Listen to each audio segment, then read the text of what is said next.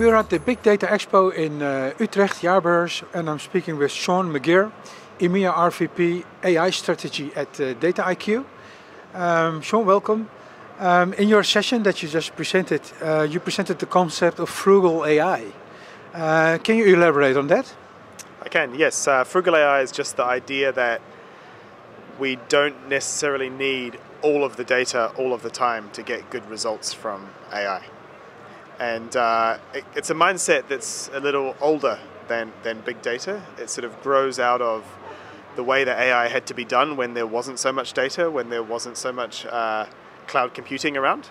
And the reason that we think it's newly relevant today is that electricity prices are going up and there's more and more attention on the environmental impact of cloud computing, and AI has impacts on society. So there's all these other costs that need to be thought about, and we really think that taking that frugal mindset is a really great way to start off on the right foot with AI. But if business value can be derived using less data, as long as it's the right data, that's what you're implying, how do you know that ahead of time? You just have to return to good old sort of design thinking and product thinking and things that data people, a lot of the people in this room, don't really get any formal training in, and they're not terribly experienced at it when they come out of whatever training that they did do. And so what I wanted to try and correct in the talk, and the reason to present Frugal AI as an alternative way of thinking about it, is big data only gets us so far, and it leads us down some interesting roads where we collect and store and process data without really knowing why.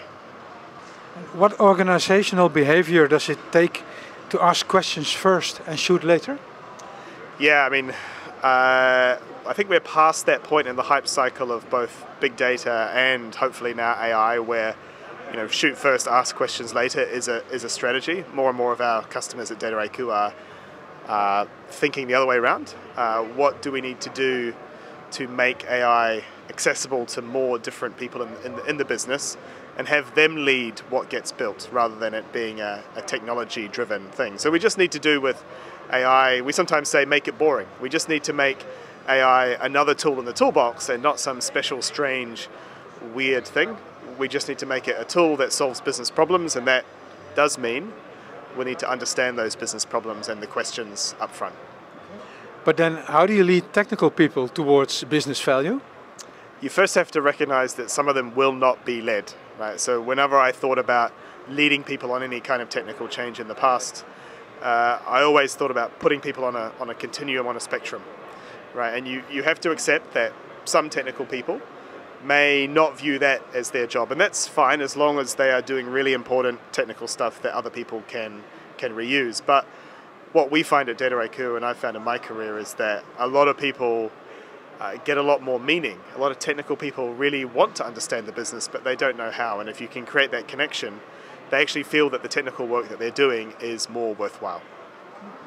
And in your opinion, is this the start of a new era in business intelligence and analytics?